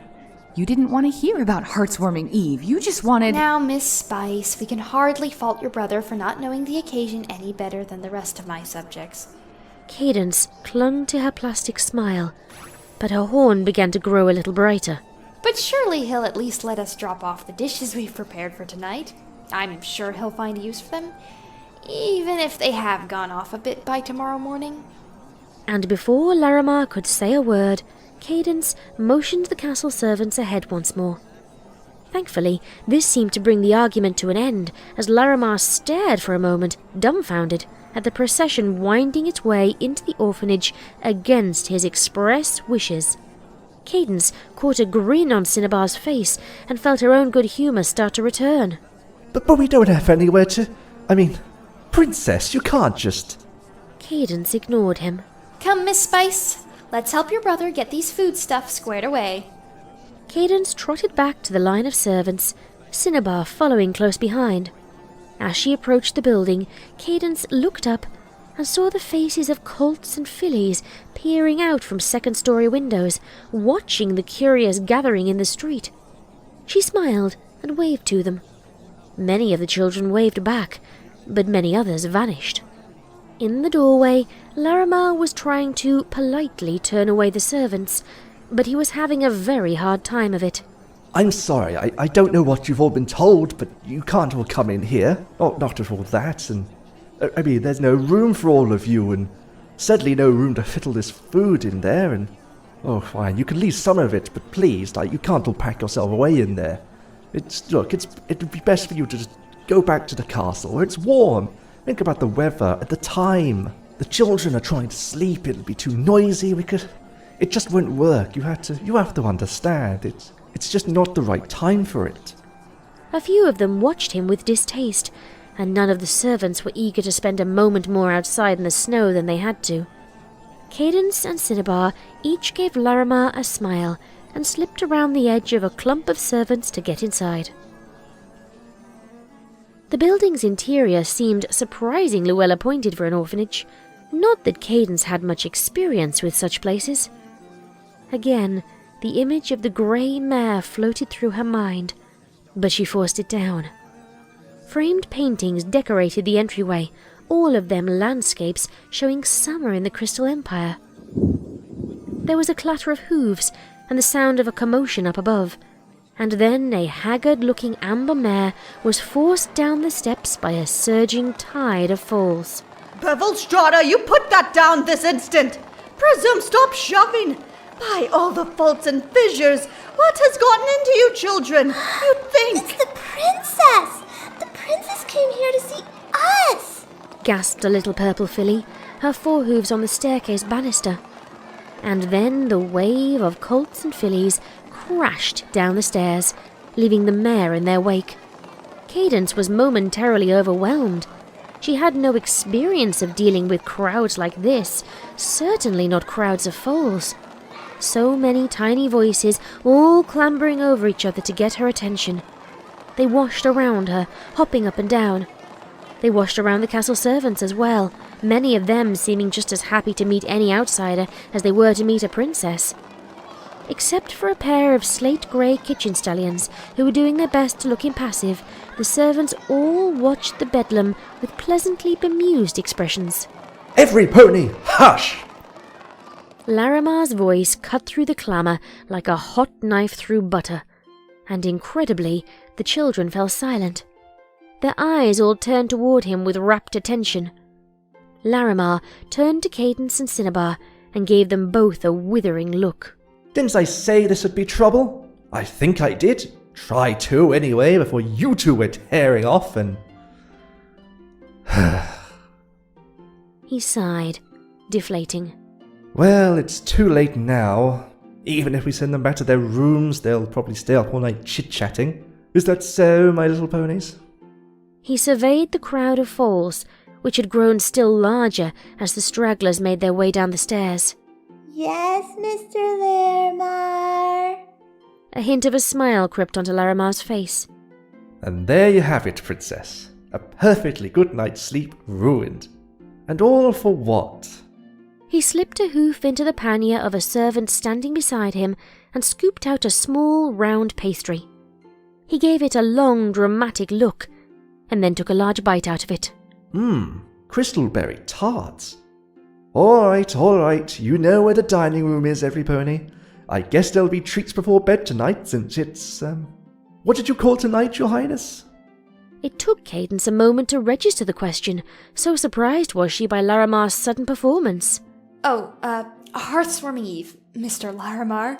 Half-Swarming Eve, my little ponies. Hear that? Special occasion tonight, so you'd best enjoy it, and don't plan on staying up late tomorrow. Just tonight, on account of the princess. Now off to the dining room with you. Yeah! The little ponies cheered, and with a surprising amount of order, they filed down the hallway to the right of the stairs. As the entryway began to clear out, Larimar stepped close and lowered his voice. I assume it will be just tonight, Your Highness. Begging your pardon, but these kids are hard enough to manage at the best of times. Coal and Iron, I'm glad to have you ruling us instead of that thrice-damned monster of a unicorn. But just because I like you doesn't mean I want you interfering in my job any more than he did. Cadence blinked, and then turned to look at Cinnabar, who still stood beside her. The sous chef wore a wry smile. I did say we both had a talent for organizing things, Highness. Speaking of which... The castle servants were still milling in the entryway. They had all made it inside, and the door to the orphanage was shut against the cold now. But with Larimar's colts and fillies making an organized procession toward the dining room, it was the servants who looked like an unruly mob. Cinnabar gave a shrill whistle, cutting through the stamp of hooves and the soft rumble of chattering voices. The servants all turned to face her. Kitchens are down the hall to the left, every pony. It'll be a bit tight in there, so I want Limestone Zest and the rest of the bakery crew in there first. Then salads and flour dishes. Any pony who's got a soup or a root and tuber dish, make room for the others. Those'll keep best, so we can leave them for tomorrow. A dark emerald pony glanced over their shoulder at their panniers and then raised a hoof. Question, Tourmaline? Yes, ma'am. What about desserts? Cinnabar shot a questioning look at Larimar, who shook his head emphatically. Not tonight. Not unless you demand it, Princess. We'll save the desserts for tomorrow, assuming they'll keep. Will they? Everything but the tarts. Anyway, your foals have already seen those. They'll be expecting them. All right, the tarts can go out tonight, but that's all. He fell silent for a moment, and the castle servants began to sort themselves and move toward the kitchen. Ow! Cinnabar clouted Larimar on the shoulder with one hoof, and he gave her a surly expression. Then he took a deep breath and spoke again. One other thing. I'm not very good at, well, thank you, every pony. It's been a long time since the foals have gotten a treat like this. Tonight's going to be a real pain in the flank for me and the staff, and it would have been nice if some pony had let us know about this coal-cursed idea before time. Cinnabar gave him another whack. But thank you. Several of the servants smiled at that. Most were busy making their way toward the kitchens, but a few hung back to speak with Larimar. Cadence was pleased to note that at least 2 of them were among those who had been looking at the stallion with distaste earlier. Apparently, being confronted with an army of energetic young foals was enough to thaw a few hearts. For a moment, the image of a little purple unicorn filly flashed into Cadence's mind. Her throat caught, and she turned away from the bustle. Okay, Highness. I think we've got things moving in the right direction. I don't know if you wanted to do anything for the foals, but now would probably be a good time, while they're waiting in the dining room. I'll go sort things out in the kitchen for you. Get this all moving. Cadence found herself staring out a window at the still falling snow. Drifts were already starting to form against some of the houses nearby. Actually, Miss Spice, if you wouldn't mind, I'd like it if you could arrange things here. I feel like I need some fresh air. Cinnabar blinked at her. What do you mean? Are you planning to leave? Now? After getting those Colton fillies all worked up? The snow pulled at Cadence. I'm sure you and your brother can handle everything just fine, Cinnabar. What about your holiday? I thought you wanted us to understand. Hey, wait! You can't just go and... Cadence did not hear the rest of what Cinnabar said. The howl of the wind cut her off as Cadence pulled open the door. She stepped out into the storm and took one last look at Cinnabar. The mare glared at her from inside the building, and with her magic, Cadence pulled the door shut again, leaving herself outside. Alone. Something felt right about that. She began to run toward the station.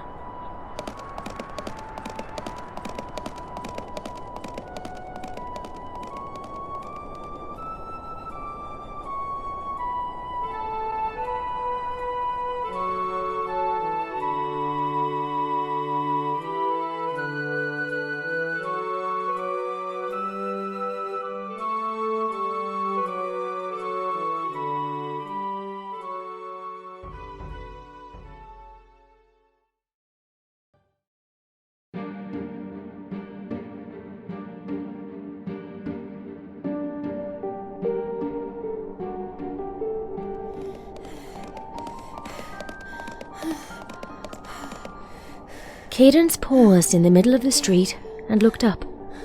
The sky was spinning chaos. Whatever the Cloudsdale Pegasi were trying, it wasn't working. Or were they attempting to clear the weather somewhere else? Restoring calm here wouldn't make rail travel any easier if the blizzard still raged along the whole path north from Canterlot. Turning left, Cadence stepped through the accumulating snow. The powder was still fresh everywhere she looked. It seemed that no pony was inclined to venture outside in this weather. No pony but her and the servant she had asked, or ordered, to join her.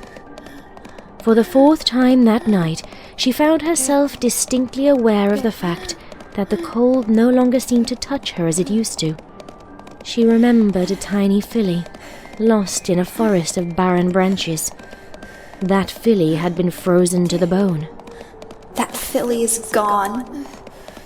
The snow swirled into a dense mist, and for a moment the whole world went grey. Another memory washed over her. Her eyes hurt. She opened the book to the halfway point. The page said something about Starswell the Bearded's relationship with his apprentices.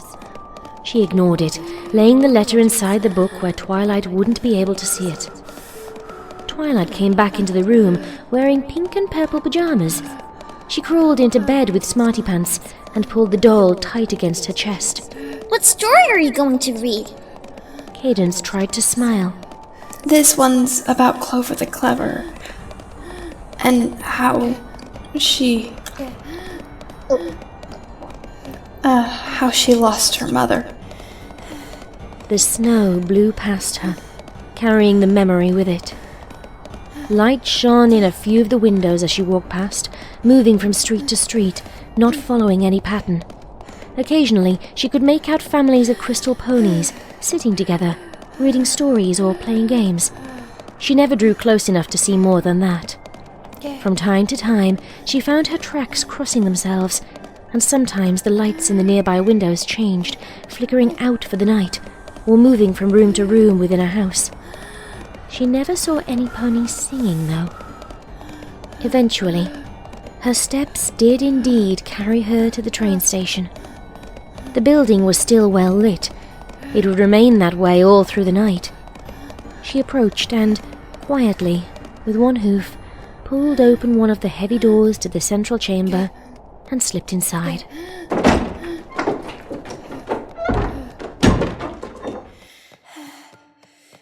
Nothing had changed, really, since she'd been here last. The tall crystal clock read a few minutes past 10 now, but the station was as empty as it had been before. She couldn't see any of the uniformed agents anymore, but the grey mare with her cello case still slept against one of the walls, in the shadow of a tall crystal column. Cadence found herself staring at the mare. Dulcinea had never played the cello. She had laughed at the idea the one time her husband had suggested she try. The station agent's office was tucked into the northwestern corner of the building, and Cadence found the old stallion inside, sitting at a desk and filling out paperwork. He jumped a little when she knocked and entered. Your Highness, I sent Jasper to the castle almost 20 minutes ago. Didn't he arrive? I thought you said I should have updates delivered to you there. I did, Mr. Feldspar.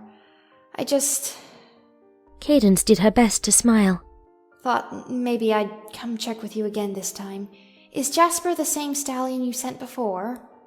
Feldspar nodded. He claimed he didn't want to go out in that cold again, but when I said I could send some pony else, he changed his mind real quick. Don't know why. I really shouldn't have asked him to do it twice. It's miserable out there. And the weather, Mr. Feldspar? Of course, Your Highness. Well, I've heard back from the Cloudsdale team. They say it's still pretty bad down south. They're making progress, but they don't know how soon they'll be done. I asked, but Rainbow Shine hemmed and hawed and wouldn't give me an estimate one way or the other. Thank you, Mr. Feldspar. Would you please see to it that I continue to receive updates? You sure about that, Your Highness? I mean, it's pretty late already. Whoever it is you're waiting for, you don't think it's more likely they'll just wait for tomorrow? If it gets a whole lot later, we may have to cancel tonight's train service anyway. Start up again with tomorrow's schedule. She shook her head. They'll come if they can. Please let me know if you hear anything further. Feldspar nodded, and Cadence left him to his paperwork. She took one last look around the station, cheerless and empty despite the decorations. The grey mare was lying on her side. Cadence pushed her way out of the heavy station doors and ventured back into the storm. It had long since obscured the hoofprints of her earlier journey from the station to the castle, and her tracks leading back through the streets toward the orphanage were already filling with snow. When she reached the castle entrance, Cadence found the rail stallion, Jasper, waiting for her there. She let him deliver his message, thanked him, and told him to head back down to the kitchens once more before returning to the station. Then she headed up into the castle's interior, seeking out her bedroom. She lay on her bed for a few minutes. On the bed she shared with her husband. It still smelled like him. He'd only been gone for 2 nights. 3 nights, if he didn't make it back. Surely he'd be back tomorrow at least. She lay on the bed, but whatever she did, she couldn't make herself comfortable. So eventually she rose. She walked to the hearth, kept lit by the castle servants even while she was gone, as she'd been so often that night. Sap-filled maple hissed and popped at the heart of the flames, but the warmth of those flames didn't seem to reach her, much like the cold outside. Eventually, she grew bored with that as well. She pulled a chair away from her dressing table and turned it so she could sit, staring out at the snowfall. Maybe if she watched long enough, the snow would go away. A quiet knock came from the bedroom's open door. Cadence didn't turn, but after a moment, a set of hooves clicked across the crystal floor, moving toward her. You should have seen them, Princess. They were so happy. Hardly even mattered that you weren't there. They knew it was all because of you, and most of them got to meet you anyway, even if it was only for a minute. Cinnabar sat down on the floor, leaning back against the dressing table. It was, Cadence thought, a very improper thing for a servant to be doing in front of the new ruler of her kingdom. Cadence realized that she really didn't care. Taught them that song and everything. I kinda figured you might want me to. I'll bet they stay up singing it for half the night. Larimar's gonna be mad at me all week. That brought a small chuckle from Cadence, and she found herself smiling in spite of her mood. Thank you. I wish I could have heard them. Well, you can always go back later. Larimar loves those foals, and they love you.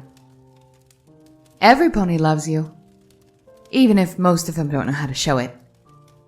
Of course, you saved us from Sombra, but it's more than that.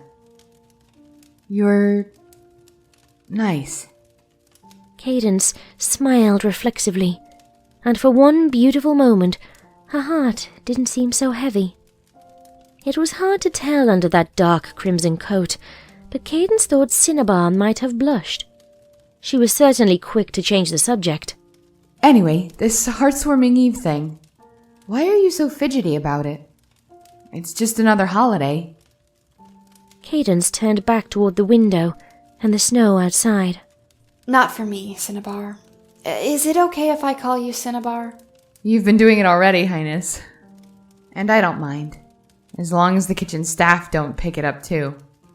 Cadence heard the words, but not the answer. I never knew who my parents were, Cinnabar. Maybe I'm an orphan too. I don't think any pony really knows, and my memory doesn't go back that far. The first thing I remember is being lost in a forest. It was winter. No snow, though, thanks, Celestia. I can remember being so cold. I didn't even know I was cold. I didn't remember ever not being cold. I was alone. And it was dark. And then some pony found me, a stallion. He was old, probably old enough to be a grandfather, but he and his wife never had any foals of their own. He took me home. He and his wife took care of me, fed me, and when no pony ever showed up to report a lost little filly, they became my mother and father. I don't know how old I was when all that happened. I hardly understood any of it at the time, though, so I must have been awfully little. I didn't understand birthdays or anything like that, either. No pony even knew when I was born, so Dulcinea, my mother, decided they ought to celebrate the night they found me like it was my birthday. And, as it happened, that night was Hearthswarming Eve. So it's sort of like your birthday, too? Cadence continued to stare out the window. My mother and father tried to make Hearthswarming special every year. They both loved music, and we'd sing songs, and they'd play their instruments together. My mother played the clarinet, and my father played the cello, and there was always hot apple cider with cinnamon and cloves, and the smell of it would fill our whole house. They made it wonderful, which was good, because as I got older, I started thinking more and more about what must have happened before they found me. Hearthswarming was lonely. And then one year, well, some years in your life, not much happens. Some years, a lot happens. I wound up getting sent to Canterlot so I could live with with Princess Celestia. It was the first Hearthswarming I'd ever spent away from my parents that year.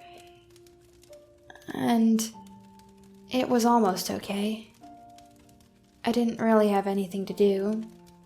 alone in Canterlot on Hearth swarming, so I wound up full-sitting a little unicorn filly. And she had a brother, a really, really handsome brother, and they were both wonderful to me. They hardly knew me, but it felt maybe I didn't have to be alone on Hearth swarming. Like, maybe I'd be okay even if I couldn't spend it with my parents. She fell silent. Outside, the wind rattled against the shuttered glass panes, but it seemed to have died down a little. The fireplace crackled and popped behind her. Cadence stared forward, feeling the familiar hollowness this night always brought. Words never filled the empty space inside. She tried a long time ago. She told Celestia, that went without saying, and she told a little unicorn filly in the vain hope that sharing the pain might somehow make it less. She'd never told Shining, though. She needed to, she knew. She'd wanted to tell him tonight, tell him what hearth-swarming really meant to her. But he wasn't there. For the first time in 18 years, Cadence really was alone on hearth-swarming, except for this little red mare she hardly knew. The words came anyway. They were all she had left. I didn't spend a whole lot of time with them. Not that night. Aunt Celestia had invited me to pass the evening with her, so we could get to know each other better. I'd only been in Canterlot a few weeks, so I went back to the palace. I went up to my room to get ready, and there was a letter waiting for me on my bed. It was in my father's hoofwriting. There was a big snowstorm, like this one. The Pegasi didn't know where it came from. Her voice trailed off. Pegasi are supposed to be able to fix the weather, right? I never learned how they did that. Maybe if There was a snowstorm about a week before hearth swarming. It covered the whole forest around hollow shades, and then the temperature dropped well below freezing. Dulcinea would have been almost 70 by then. She got caught out in it. She was in the forest, watching after the birds that didn't go south for the winter. She always loved birds. I guess once it got bad, she couldn't find her way home. Celliano said the cold must have just been too much for her at that age. He passed away a few years later. He didn't have a whole lot to hold on for. With her gone, and with me away in Canterlot most of the year, every year. Cadence bowed her head, and her voice grew quieter. I should have been there. I should have gone back more often, but I never knew what to say. I'm supposed to know how to fix things. How do you fix a broken heart? She raised her head again, and her voice gained a note of intensity. And do you know what I hate most of all? None of it even happened on Hearthswarming Eve, but that's how I always remember it. It's not my birthday. It's not even the day she died. Because of the snow, my father's letter took 4 days to reach me in Canterlot. Nothing important ever happens on Hearthswarming. It's just a stupid holiday. The same as all the other stupid holidays, and I don't know why anybody even cares. But it's supposed to make ponies happy.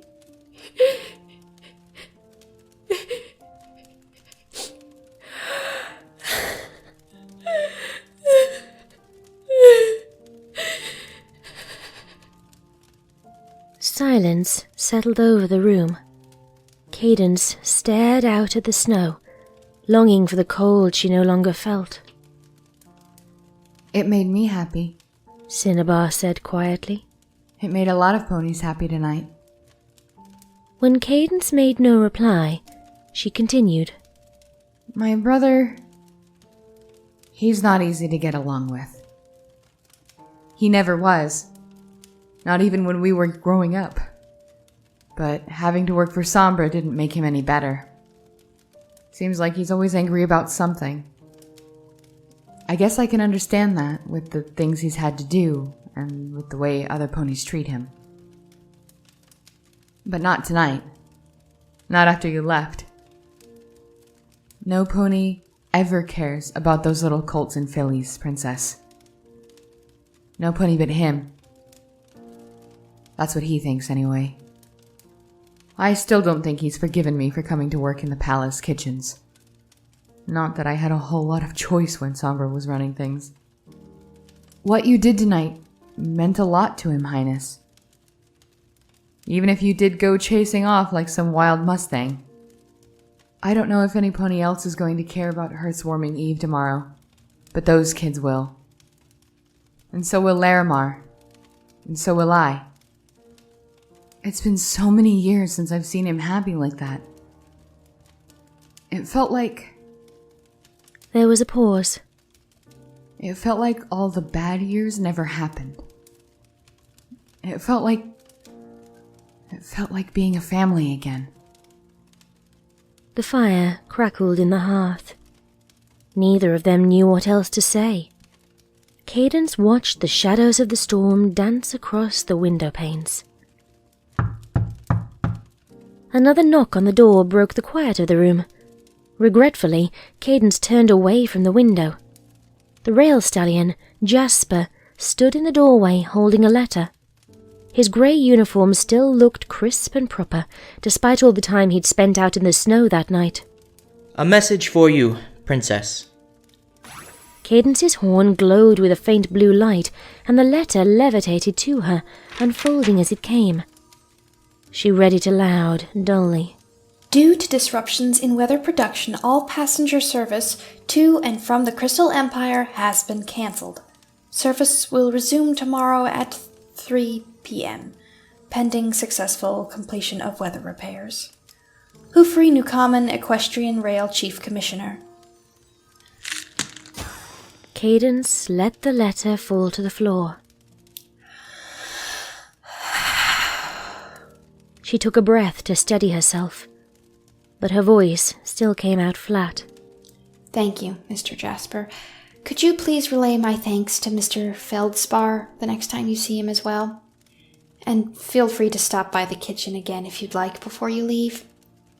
Jasper hesitated, as if deciding whether to say something. Then, after a moment, his eyes dropped to the floor, and he gave her a very deep bow before retreating from the room. The room stayed silent for a full minute after he left. Even the fire seemed to sense the mood, burning low over the white, charcoaled surface of the remaining logs. Cadence floated in a river of exhaustion. Why did it even matter to her if she had to spend Hearth's warming eve alone? So, bad news then? The small voice was an unwelcome intrusion. Isn't it always? Cinnabar didn't reply, though she stood and retrieved the letter so she could read it for herself. She was silent for a while, and then, perhaps thinking it the appropriate thing to do, she took the letter to the hearth and set it on top of the smouldering logs. Cadence watched as the parchment blackened and curled in the fire. Cinnabar? Yes, Highness? Cadence continued to stare at the fire for a little while, even though the letter was already gone. Do you like being a sous chef? Cinnabar paused in turn, and the firelight danced around the room. It's what I've done all my life. Ever since I left the orphanage, at least. That's not an answer. I know. I'm not sure I have a real one I can give you. They were both silent a little longer, and then Cadence continued. In Canterlot, Aunt Celestia has a whole army of ponies that help her run the kingdom. It's a lot of work keeping track of everything. Sombra seemed to manage, Cinnabar said, a touch bitterly. I'm not Sombra. I'm just a Pegasus that never learned to fly right. Cadance took a deep breath. What would you think about?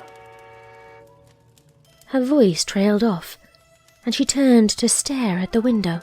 What do I think about what, Highness? Quiet! Cadance hissed. There it was again. Did you hear that? Cinnabar cocked her head, and the room grew very still. Then her eyes opened wide, and she turned to the window too. But that doesn't make any sense. I don't care if it makes sense. Cadance rose from the chair and rushed to her study, where a balcony looked out over the city, facing the train station.